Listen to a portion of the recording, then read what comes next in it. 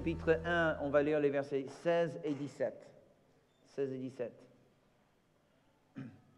Ruth répondit, « Ne me presse pas de te laisser, de retourner loin de toi. Où tu iras, j'irai.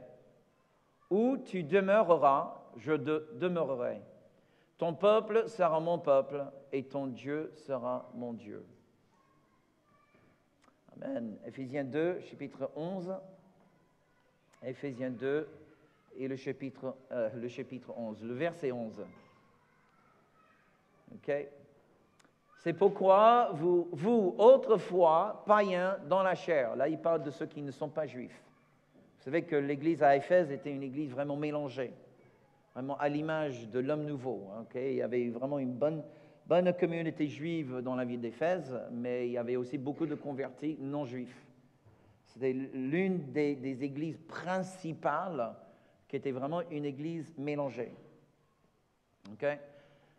Donc, je reprends. C'est pourquoi vous, autrefois païens dans la chair, appelés incirconcis par ce qu'on appelle circoncis. Voilà, ça veut dire qu'on vous appelle les non-juifs. Et le terme circoncis, c'est vraiment un terme lié à l'alliance. Parce que seul le peuple de l'alliance sont des circoncis. Donc, ce n'est pas juste de dire, OK, il est juif, parce que le mot juif aujourd'hui, c'est aussi une sorte de connotation culturelle. J'appartiens à une race, j'appartiens à une culture et j'appartiens à une foi. Tu vois? Mais quand tu dis circoncis, c'est vraiment une référence à j'appartiens à une alliance. Et pour un juif de dire à un non-juif, tu es un incirconcis. Vous vous souvenez, comme David, quand il a vu Goliath, et qu'est-ce qui sort de sa bouche? Mais c'est qui cet incirconcis? C'est ainsi dire, mais c'est qui ce gars qui n'a aucune alliance avec Dieu? Et pourquoi ceux qui ont une alliance avec Dieu, pourquoi ils ont peur de lui? Lui n'a pas d'alliance. Franchement, mais quand tu commences à voir la vie à travers le prisme de l'alliance, déjà, toute la Bible commence à avoir du sens. Et même tout ce que Dieu dit, voilà, ne fais plus ça, fais ça, ne fais pas ça et fais ça, tout d'un coup, tout ça, il y a du sens. Tu dis, wow, ok, maintenant je comprends parce que tout est lié à l'alliance. Mais lorsqu'on ne comprend pas l'alliance, on ne comprend pas le Torah, on ne comprend pas la parole de Dieu. Donc, en tout cas, on revient. Voilà. Vous êtes appelés les incirconcis par ceux qui s'appellent le circoncis et qui le sont en la chair par la main de l'homme. Souvenez-vous que vous étiez en ce temps-là sans Christ. Donc vous étiez des incirconcis. Pourquoi? Parce que vous étiez sans Christ. Ah, ok. Privés du droit de cité en Israël, étrangers aux alliances de la promesse, sans espérance et sans Dieu dans le monde. 13. Mais maintenant, tout le monde dit, mais maintenant. Voilà, vous étiez les incirconcis. Mais maintenant, qu'est-ce que ça veut dire, mais maintenant? Ce que j'étais, je ne le suis plus.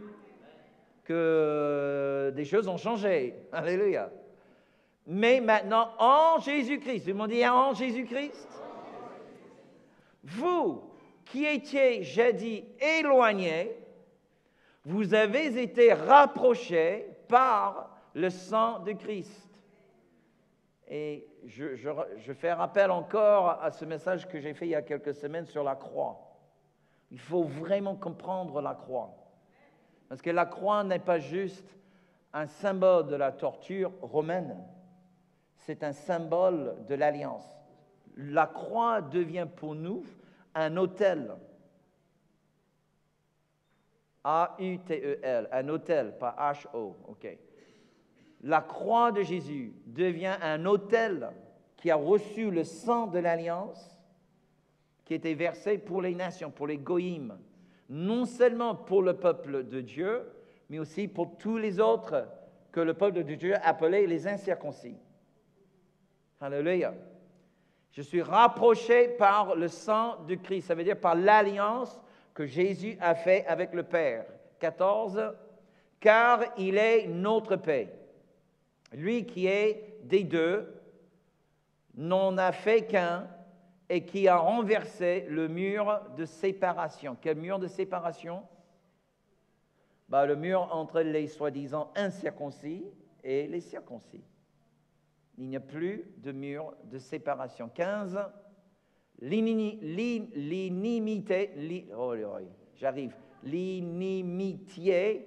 ayant anéanti par sa chair la loi des ordonnances dans ses prescriptions, afin de créer en lui-même avec les deux quoi?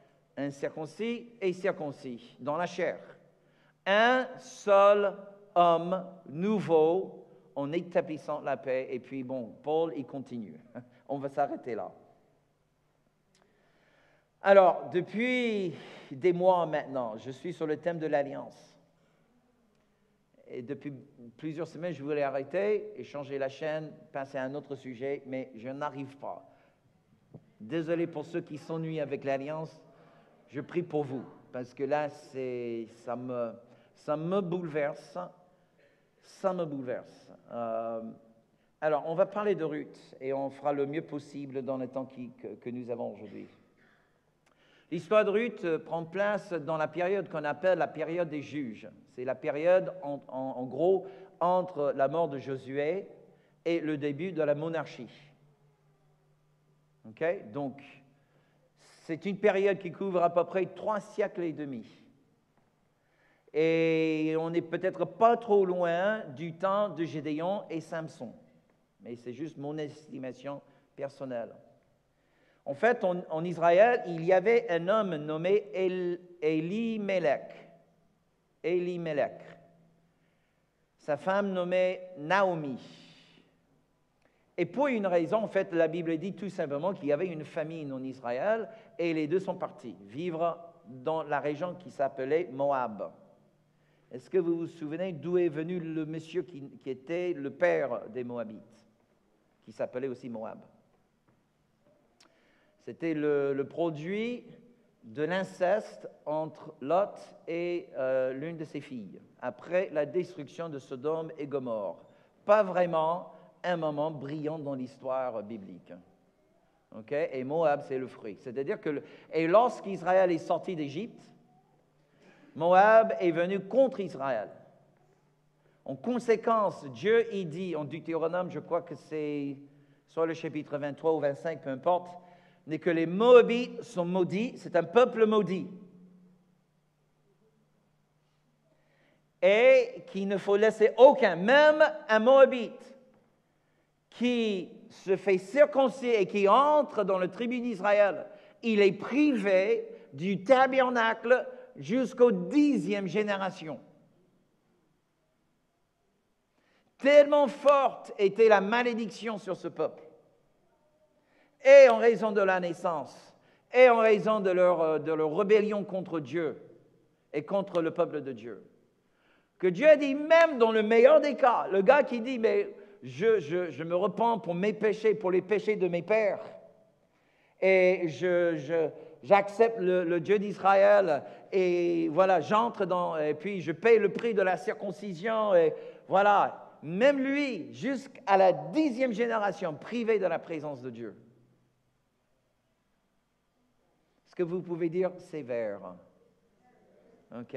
Mais tel était le jugement divin contre ce peuple. Alors, il faut se demander, il faut poser la question, mais pourquoi Elimelech et Naomi décident entre eux que malgré le fait que Dieu a maudit ce peuple, ils décident d'aller vivre parmi eux? La Bible ne donne aucune raison. Il nous dit tout simplement, voilà ce qu'ils ont fait. Elimelech et Naomi, ils ont 2 enfants, deux garçons. Les garçons grandissent en Moab et tous les deux épousent une femme de Moab.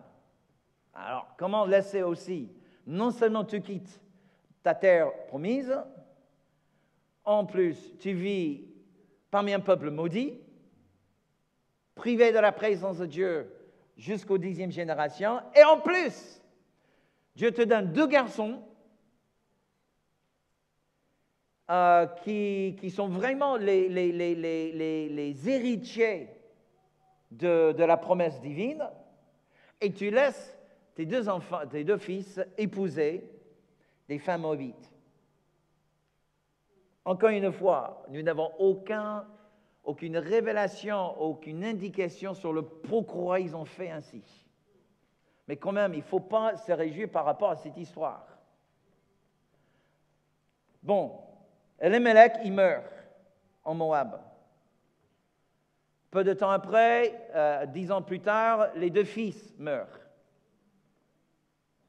Donc Naomi, elle est veuve, et maintenant ses 2 belles-filles sont aussi veuves. Donc Naomi, elle dit à ses 2 belles-filles, « Mes enfants, retournez-vous dans vos familles.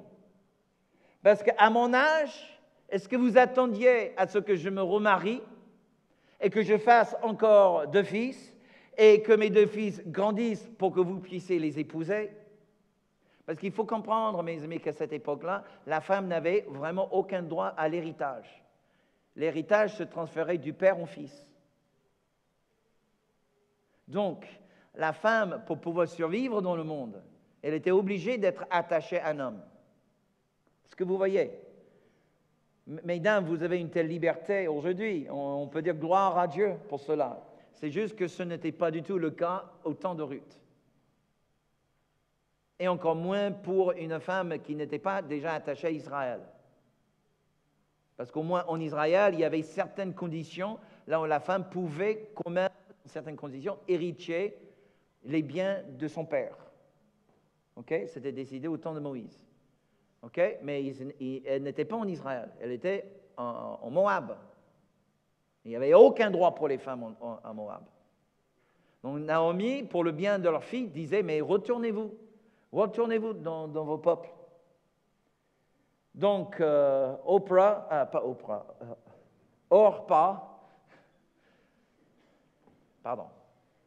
retourne vers les païens.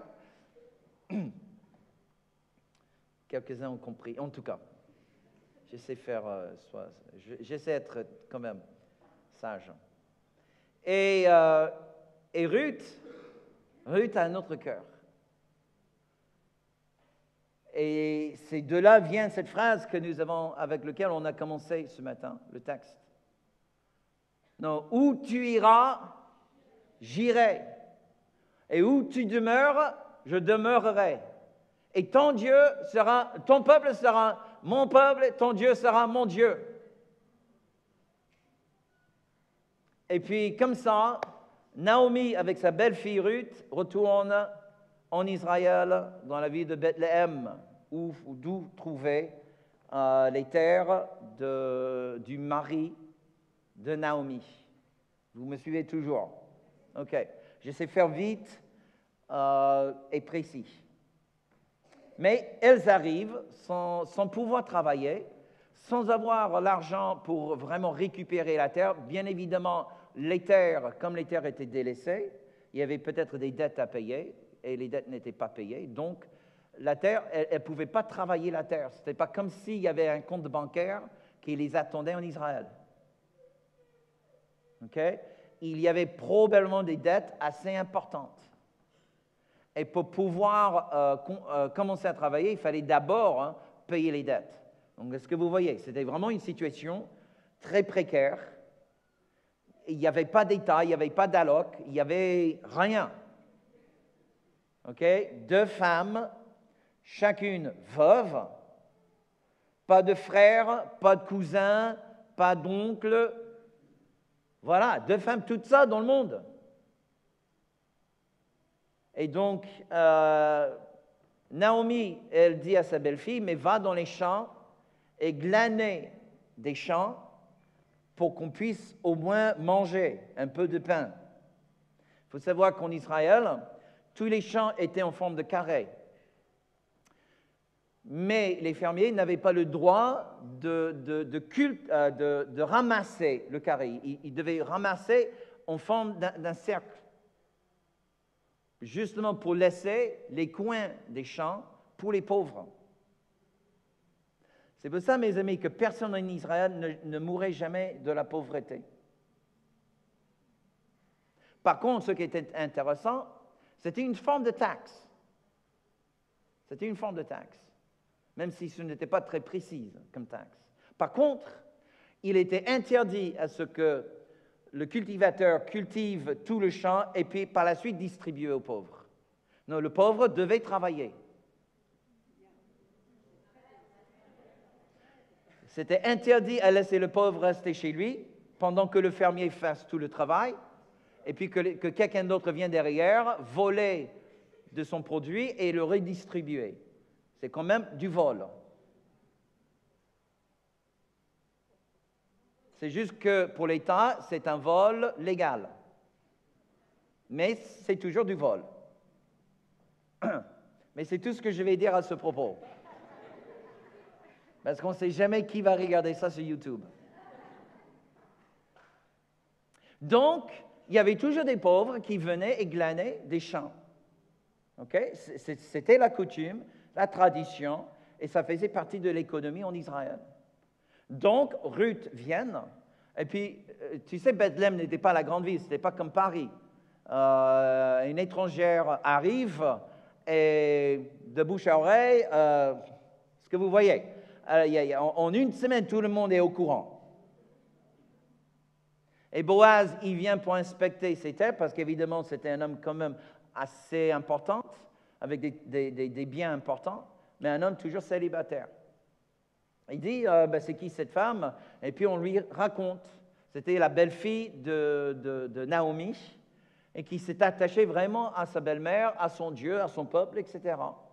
Et puis, voilà, ils essaient. Donc Boaz regarde Ruth avec quand même un œil de compassion. Et au bout de quelques jours, la belle-mère dit à Ruth, « Voilà, ma fille, ce que tu vas faire. »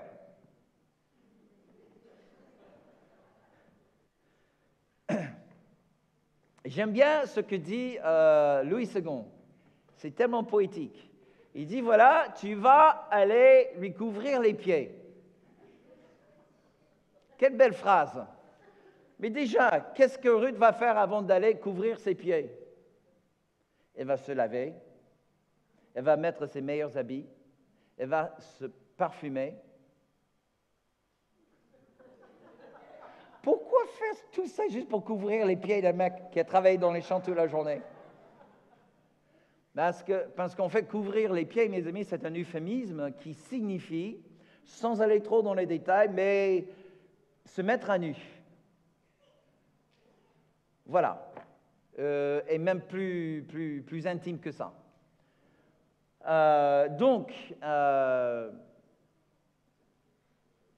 Bon bref, tout ce que je peux dire à ce propos, c'est que c'est fortement déconseillé aujourd'hui, mesdames. OK? Si tu veux impressionner un garçon, s'il vous plaît, laisse-le dormir tranquillement dans sa chambre. OK? Et attends le jour de ton mariage avant de couvrir ses pieds. OK? Mais bon, bref, c'est pour ça que Boaz, quand il se réveille, il voit Ruth à côté de lui. Il dit, mais oh là, couvre-toi, et avant que les autres se réveillent, tu vas partir. Ah oui, parce qu'il ne voulait pas créer un scandale. Alors, ce qui suit, c'est absolument extraordinaire, parce que en Israël, et c'est en Deutéronome, vous pouvez lire tout ceci, je crois que ça doit être le chapitre 23. Dans le cas où une femme est mariée en Israël et son mari meurt sans la laisser à un héritier, c'était le devoir du frère du mari d'épouser sa veuve afin que le nom familial puisse continuer. Pourquoi? Encore une fois, tout est lié à l'alliance, mes amis. L'alliance, la terre faisait partie de l'alliance. Et un peuple de l'alliance héritier la terre. Donc la terre était preuve, je suis une personne de l'alliance. Voici ma terre. J'appartiens à l'alliance. Vous me suivez? Si je n'ai pas de terre, c'est comme si on m'arrache de l'alliance.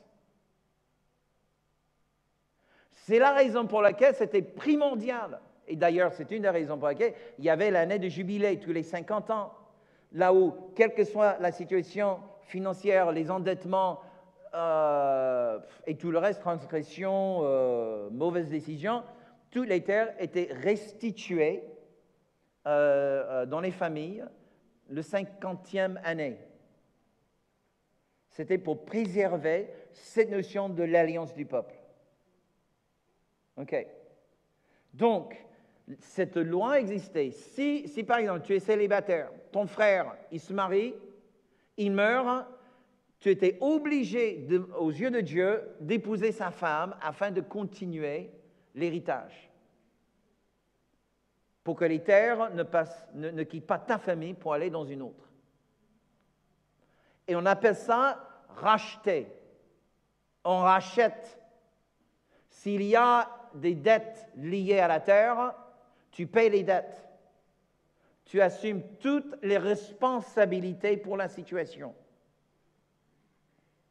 La notion de la rédemption, mes amis, vient de là.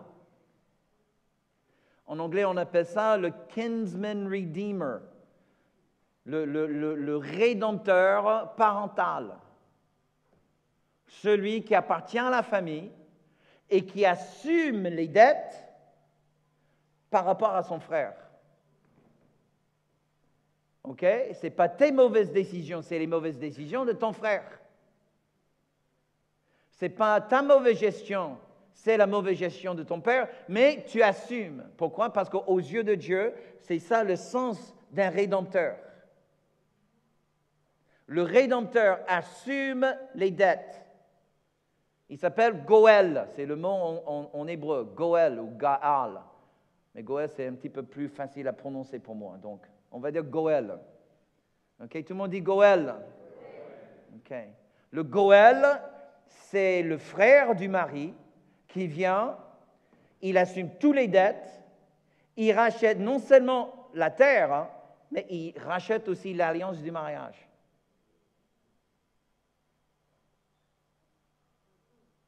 Wow. C'est tellement fort.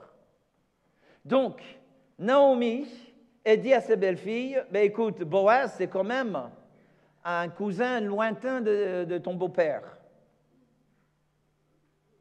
Et va voir ce que Dieu va faire. Donc, Boaz se réveille le lendemain, il voit Noémie à côté de lui, il dit, waouh, quand même, elle est belle. Ruth, qu'est-ce que j'ai dit? Oh là là là là. Pardon, merci de m'avoir corrigé. Il voit Ruth à son côté, il dit, waouh, quelle belle femme. Et Dieu touche son cœur. Ben, lui, il connaît la loi. Il sait que les Moabites sont privés de la présence de Dieu jusqu'à la 10e génération. Mais il dit, mais je vais racheter. Ce qui est extraordinaire, il n'était pas motivé par rapport à Naomi, qui était juive. Personne n'est venu pour racheter Naomi, la veuve d'Elimelech. Quelqu'un est venu racheter Ruth, une Moabite, parce que son mari était un juif. Mais un juif né dans un pays lointain. Par contre, il découvre qu'il y avait un parent, un membre de famille plus proche de la famille d'Elimelech, plus proche que lui. Donc le lendemain, il va à la porte de la ville, il trouve le gars qui n'est pas nommé dans la Bible, qui est très intéressant. Il y a toujours une raison pourquoi le nom de quelqu'un apparaît dans la Bible et pourquoi le nom n'apparaît pas. Quelqu'un qui porte une honte, on ne dit même pas le nom. Parce que même mentionner le nom, c'est en quelque sorte lui donner quand même une sorte de reconnaissance. Un homme, dit la Bible. Et on s'assoit à la porte de la ville, qui était le lieu où se rassemblaient les anciens de la ville. Il dit, voilà la situation, il expose toute la situation, il dit, mais il faut aussi épouser la fille, Ruth. la Moabite. Et lui, il dit non, ça, je ne veux pas. La Bible dit qu'il enlève le sandal de son pied. C'était la coutume à l'époque qui montrait que j'enlève cette partie, qui représente mon héritage, mon droit d'héritage, et je le donne à un autre. Et Boaz, par la suite, hérite toutes les terres, et puis il rachète et Naomi, et Ruth, et les terres, et tout le reste. Alléluia. Ils enfantent très peu de temps après le mariage. Dieu leur donne un garçon qui s'appelle Obed. Obed devient le père d'Isaïe, qui devient le père de qui? Le roi David. Alors, c'est une histoire absolument extraordinaire comment Dieu il a pris une femme que normalement ne devait même pas exister. Je vous rappelle, Moab était le fruit de l'inceste. L'inceste, est-ce que c'est un péché ou pas? Oui. Lot, le neveu d'Abraham, et même, Lot ne devait même pas être dans le pays de Canaan. Dieu, il a dit à Abraham, quitte toute ta famille. Et Lot, c'était qui? Son neveu. Donc Lot n'était pas dans le plan de Dieu. Lot ne devait même pas être... Et puis tout le temps qu'il a passé dans le pays de Canaan, il ne posait que des problèmes pour Abraham. Hello? Et où est-ce qu'il vivait, le gars? En Sodome. Tu dis, mais oh là, mon Dieu!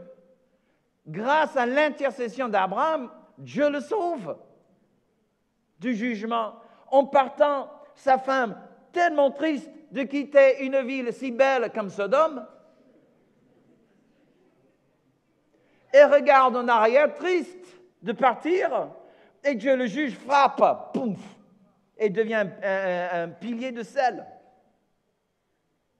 Voilà Lot. Les deux filles, la première nuit, disent, mais oula, qui va nous épouser maintenant? Hein? Dès qu'ils apprennent, on vient de Sodome, aucun homme ne va nous épouser, et puis on n'aura pas de garçon.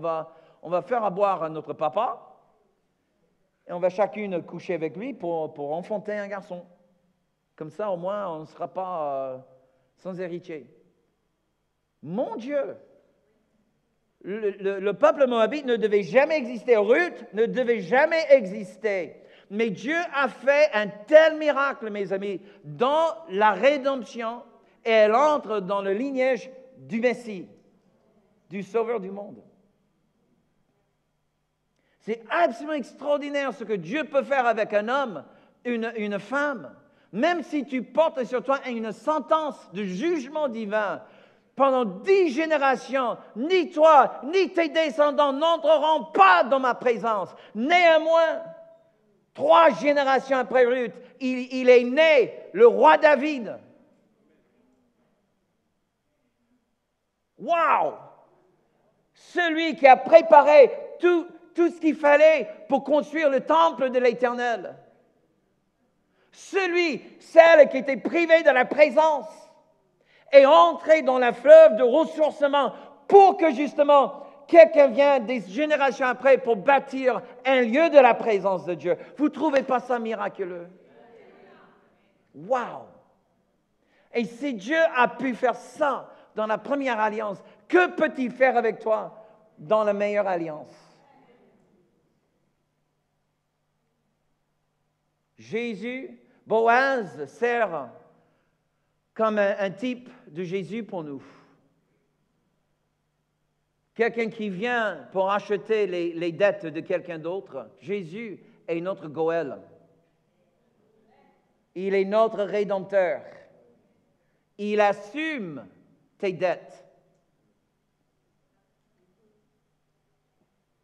Je redis, il assume tes dettes.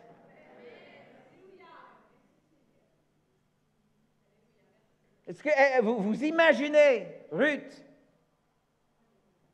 après tout ce que Boaz a fait pour elle? Et certainement, il l'amène, je ne sais pas dans quelle boutique, pour qu'elle achète des nouvelles robes. J'en sais rien, mais peut-être un nouveau chameau BMW. Qui sait? Mais est-ce que vous imaginez l'impact sur Boaz? Si au bout de quelques semaines, Ruth lui dit, mais tu sais, je ne suis pas digne de porter ces robes. Je ne suis pas digne de vivre dans ton palais. Je ne suis pas digne d'être ton épouse. Je vais vivre dans les champs avec des esclaves. Je vivrai dans la misère, dans la disette, parce que je ne le mérite pas. Est-ce que Boaz l'a racheté parce qu'elle le méritait? Il l'a aimé. Pourquoi Jésus t'a sauvé? Parce que tu le méritais? Non. Ton mérite n'entre pas dans l'équation mathématique céleste. Dieu, en tant que juge, dans le tribunal céleste, décide. Parfois, ces décisions pourraient sembler un peu arbitraires, mais c'est son droit, parce qu'il est Dieu. Il aime ce qu'il aime. Amen. Et si Dieu a décidé de t'aimer, accepte. Et arrête la mentalité du pauvre, de délaissé. Tu étais un délaissé, tu étais un incirconcis. Mais aujourd'hui, par la grâce de Dieu, par la croix de Jésus-Christ, tu fais partie des pardonnés. Tu fais partie des rachetés. Tu fais partie des justifiés et des adoptés. Accepte et arrête à regarder à ton mérite. Tu ne mériterais jamais l'amour du Christ. Tu peux penser comme un Moabite. Tu peux parler comme un Moabite. Tu peux te comporter comme un Moabite. Mais j'aimerais te dire, tu n'es plus un Moabite. Quelqu'un t'a racheté. Il faut parfois du temps pour apprendre à vivre en Israël. Parce que tu n'es plus en Moab. De temps en temps, un mot va sortir de ta bouche parce que, bon, il y a encore ce langage de Moab en toi. Et les coutumes en Israël sont différentes que les coutumes en Moab. Mais tu n'es plus un Moabite. Tu es citoyen d'un autre pays maintenant. Alléluia. Et plus que tu prends du temps et de l'énergie, et plus que tu t'investisses à comprendre la nouvelle culture dans laquelle tu es aujourd'hui, l'ancienne culture va te quitter. Parce que la nouvelle culture est nettement plus puissante. Boaz, pour moi, parle de Jésus. Et si Boaz parle de Jésus, Ruth, en quelque sorte, me parle aussi de l'Église. Parce que pour moi, Ruth représente vraiment les nations. La Bible appelle les nations les goïms. Vous savez, aux yeux de Dieu, toujours alliance. Il n'y avait que deux races. Que deux races. C'est pour ça que le racisme aujourd'hui est tellement stupide. Parce qu'aux yeux de Dieu, avant l'arrivée de Jésus, il n'y avait que deux races. Il y avait ceux de l'alliance et tout le reste. Et mes amis, la plupart de nous ici, on faisait partie du tout le reste. Et la Bible dit, au lieu de dire tout le reste, la Bible dit goïm. Goïm. Vous êtes, moi je suis goïm. Jésus est venu pour créer une troisième race.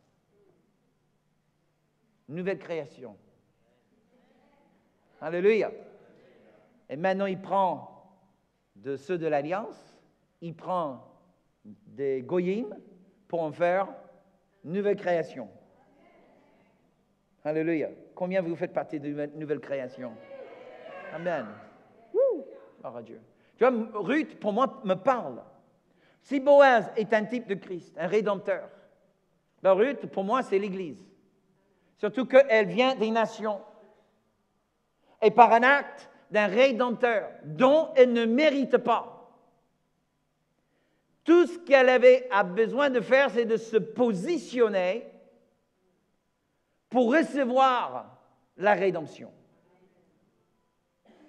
Elle devait quitter son peuple.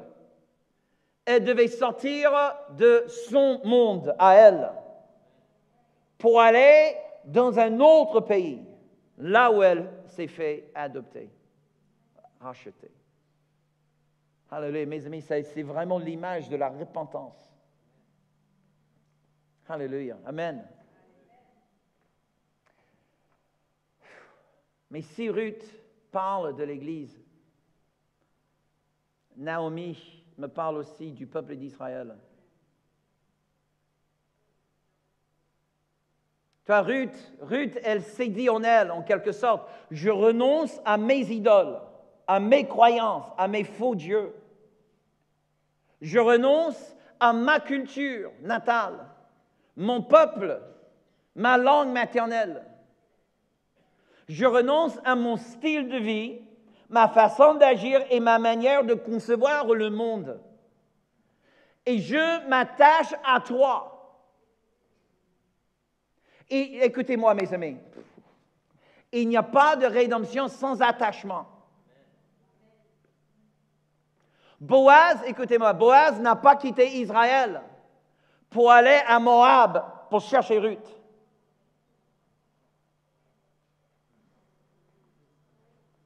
Hello? C'est Ruth qui s'est attachée à quelqu'un qui l'a ramené en Israël. Et c'est là qu'elle s'est fait adopter et racheter.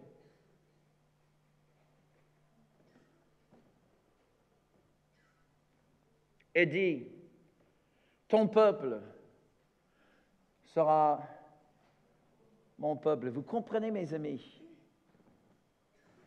Il y a un cri au fond de l'Esprit de Dieu. L'Esprit ne voit pas de séparation, il ne voit pas de murs de séparation entre deux peuples. Amen. Et il y a vraiment ce cri au fond du cœur du Saint-Esprit. Ton peuple sera mon peuple. Ton Dieu sera mon Dieu. Jésus n'est pas venu pour créer un nouveau Dieu. Amen. Ce qu'a fait notre Rédempteur, c'est de permettre à nous de connaître le Dieu d'Israël. Naomi, pour moi, représente le peuple de Dieu errant. Un peuple qui a quitté son Dieu, qui a quitté ses promesses, sa loi, sa présence, pour vivre dans le monde.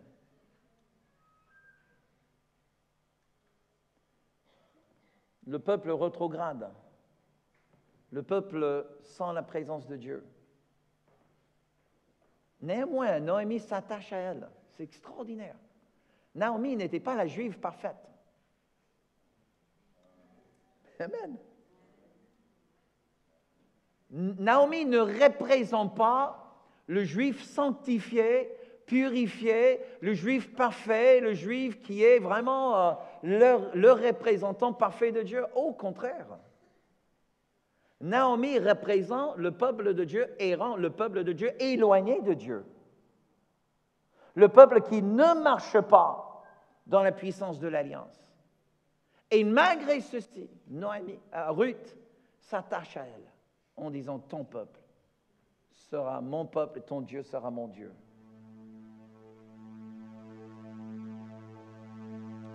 Juste pour clôturer, ce qui est absolument parlant pour moi, un peu moins fort sur le piano, s'il vous plaît. Encore moins fort. Quelqu'un? Merci. Quand Boaz et Ruth, ils font un enfant qui est extraordinaire aussi. J'aurais bien voulu prendre le temps d'expliquer un petit peu ça et le sens prophétique. Ils font un enfant et ils donnent le prénom Obed.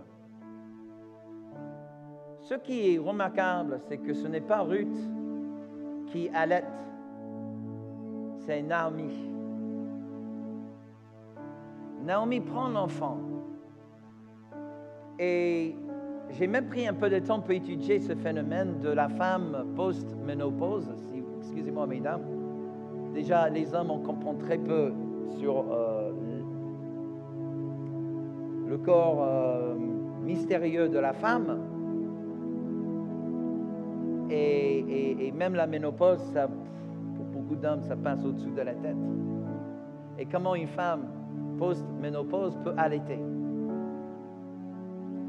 Mais il se trouve que d'un point de vue médical, c'est tout à fait possible. C'est tout à fait possible.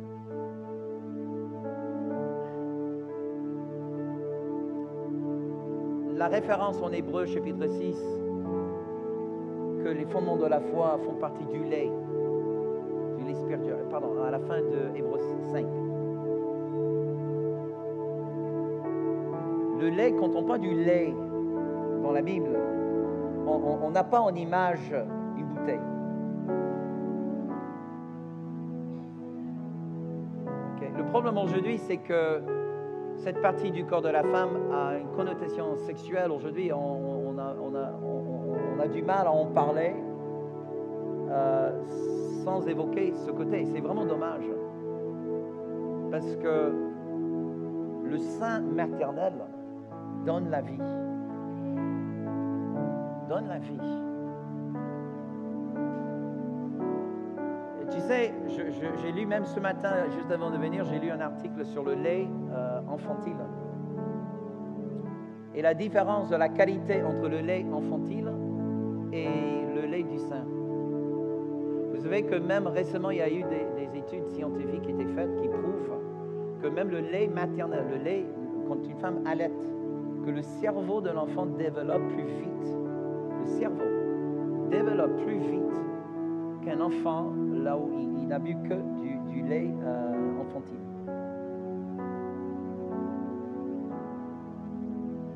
Le lait maternel protège l'enfant contre les maladies, contre toutes sortes d'infections. Il y a des anticorps dans le lait dont l'enfant a besoin. Et en plus, c'est produit de Dieu. Ce n'est pas une production de l'homme. Quand vous regardez l'Église, qui a été nourrie par un lait infantile depuis presque 2000 ans, y a-t-il un mystère pourquoi elle est malade? Pourquoi il lui manque tellement au niveau de Dieu elle manque au niveau de sa croissance. Pourquoi? Parce que c'est privé du lait maternel. Pour moi, c'est cette image d'Obed sur le sein de Naomi. Pour moi, me parle d'une église qui apprenne comment boire du sein d'Israël.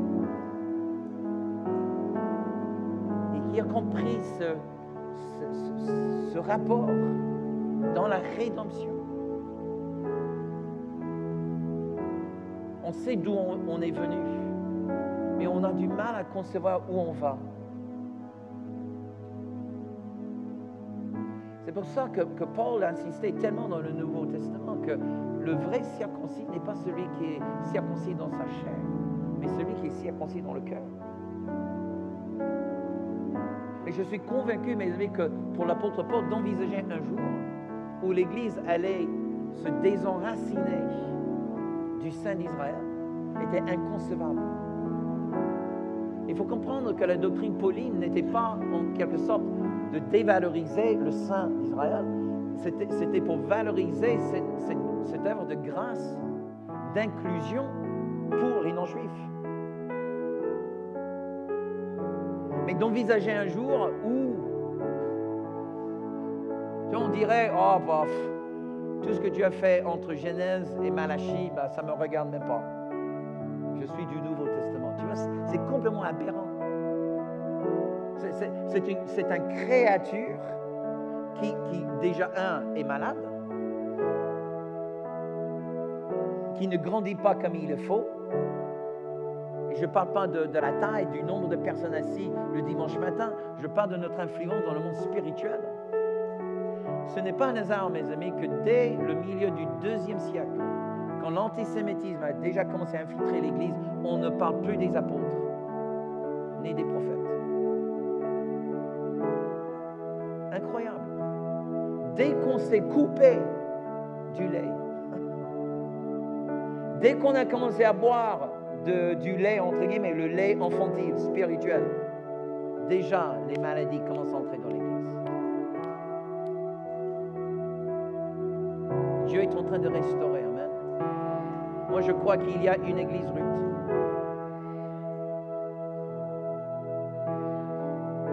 Il y a une Église Ruth que Dieu élève aujourd'hui. Amen. Alléluia. Qui dit, voilà, ton Dieu, il est mon Dieu. Ton peuple, c'est mon peuple. Tu vois, quand je serre la main du grand rabbin d'Irlande du Nord, et je dis, mais ton Dieu, il est mon Dieu. Ton peuple, c'est mon peuple. Je suis citoyen du Jérusalem céleste, mais j'aime Jérusalem physique. Pourquoi? Parce que c'est l'héritage de Dieu. C'est l'héritage de mon Dieu, dit la Bible. C'est une ville éternelle. Et quand mon Messie revient, tu penses qu'il va passer à Paris?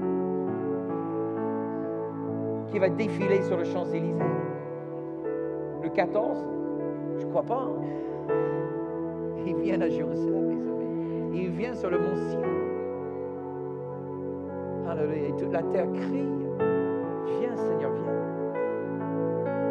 Viens, que les nations voient qui tu es. Amen. Levez-vous, s'il vous plaît. Que nous soyons vraiment cette Église Ruth.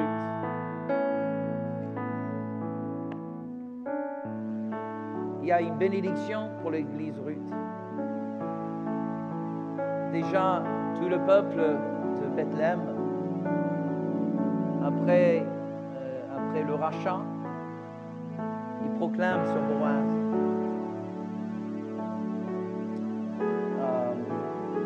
Déjà, ils disent que Ruth soit bénie comme Rachel et Léa. Écoutez ça, cette phrase, qui ont bâti Israël.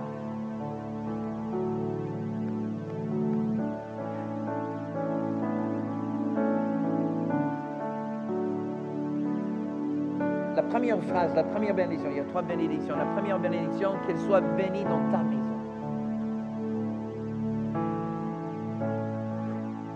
Je sais que, et ce n'est pas étonnant vu l'histoire entre les chrétiens et les juifs, beaucoup de juifs qui se méfient de nous. Je comprends. Mais la bénédiction sur ma vie, je serai béni dans leur maison. Vous m'entendez? Je suis béni dans leur maison. L'église Ruth que Dieu élève aujourd'hui est bénie dans la maison d'Israël. On est la bénédiction. Et quelque part, sans nous, eux, ils ne peuvent pas entrer dans leur destin. C'est ça ce qu'il faut comprendre. Le lait est revenu à Naomi grâce à Ruth.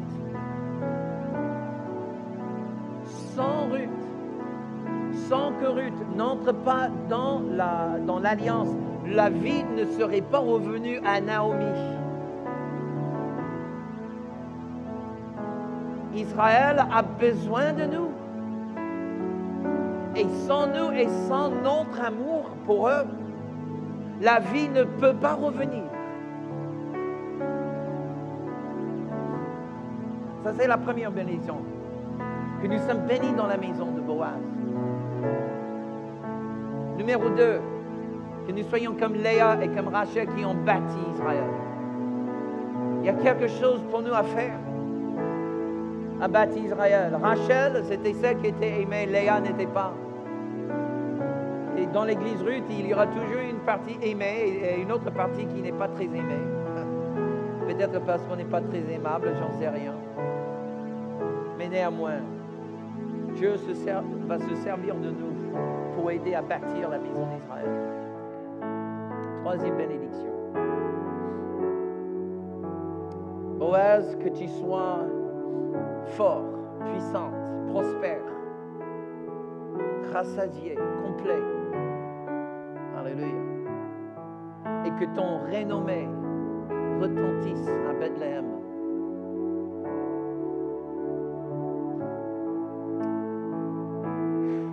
le sens du mot, on peut le traduire fameux ou renommé, ou voilà. Mais l'idée, c'est qu'il y a un nom qui devient un nom très important. En quelque sorte, la bénédiction qui était tellement prophétique qu'à Bethléem, que ton nom soit grand, que ton nom retentisse, que le monde entier prenne connaissance de ton nom à Bethléem. Mes amis, quel nom Dieu a-t-il donné un jour bien plus tard à Bethléem? Yeshua. Et ce nom aujourd'hui est retenti dans le monde entier. C'est pour ça que Dieu a fait en sorte que Marie n'accouche pas le Messie avant d'arriver à Bethléem.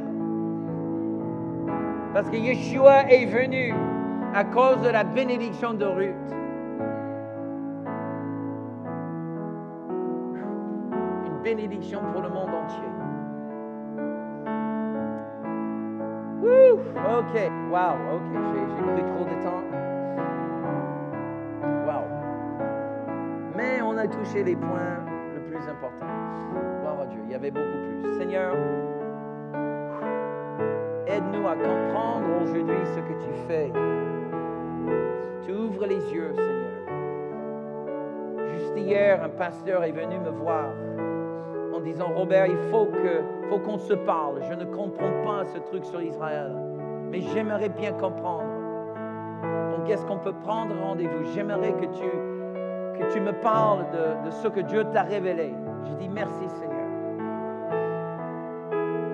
Dieu, il ouvre les yeux. Pourquoi? Parce que son rêve, c'est l'homme nouveau. C'est ça son rêve. Jésus est venu d'abord pour mourir pour le juif, mais après pour les goïms, afin de faire une nouvelle création. Cette image de Ruth, l'Église, dans l'Alliance, Seigneur, s'il y a encore parmi nous ceux qui résistent à ce que tu fais, Seigneur, par rapport à ton peuple Israël, Seigneur, change nos cœurs, Seigneur. Ouvre nos yeux. Fais en sorte que la révélation coule plus librement dans nos âmes. Au nom de Jésus. Parce que nous ne voulons pas être comme la sœur de Ruth, qui a choisi de vivre dans le monde, de rester en Moab. Ça, on ne veut pas. On veut pouvoir s'attacher à celle qui est porteuse de l'Alliance, même si elle n'est pas parfaite. Mais quand même, elle est la porteuse de l'Alliance. Jésus. Pour pouvoir dire avec elle, Seigneur, ton Dieu sera mon Dieu, ton peuple sera mon Dieu, et où tu meurs, je mourrai aussi. Alléluia. Maintenant, Père, s'il y a quelqu'un ici, si je peux avoir les équipiers de prière, s'il vous plaît. S'il y a quelqu'un parmi nous aujourd'hui qui est loin de toi, Jésus, qui est loin de toi, aujourd'hui, c'est le jour de salut. C'est le jour où toi, comme Boaz, tu vas assumer leur dette aujourd'hui. Tu vas assumer leur dette. Je te dis, mon ami, il n'y a aucun péché que tu as commis jusqu'à aujourd'hui qui est si grand, si puissant que Jésus ne peut pas racheter. Ça n'existe pas. Ta situation ne peut jamais être aussi déplorable que Jésus ne pourrait pas t'aimer. C'est impossible. Aujourd'hui, Jésus, il t'aime. Il a choisi ce jour pour que ta vie revienne à lui. Mais tu ne peux pas rester où tu es. Dans un instant, je te demanderai de quitter ta chaise. Pas tout de suite, mais juste un instant. Pourquoi? Parce que ta chaise, maintenant, représente Moab, représente le monde. Il faut que tu quittes le monde. Il faut que tu t'approches à Jésus pour qu'il puisse te racheter. Il a fait tout le nécessaire. La dette est déjà payée. La La dette est déjà payée, mais il faut l'accepter. Si tu es déjà en Jésus, mais tu dis depuis un certain temps, Pasteur Robert, ma vie n'est pas comme ça qu'il le faut, et je veux vraiment mettre ma vie en règle avec Dieu. Aujourd'hui, profite aussi de cette onction extraordinaire. Reviens à Jésus.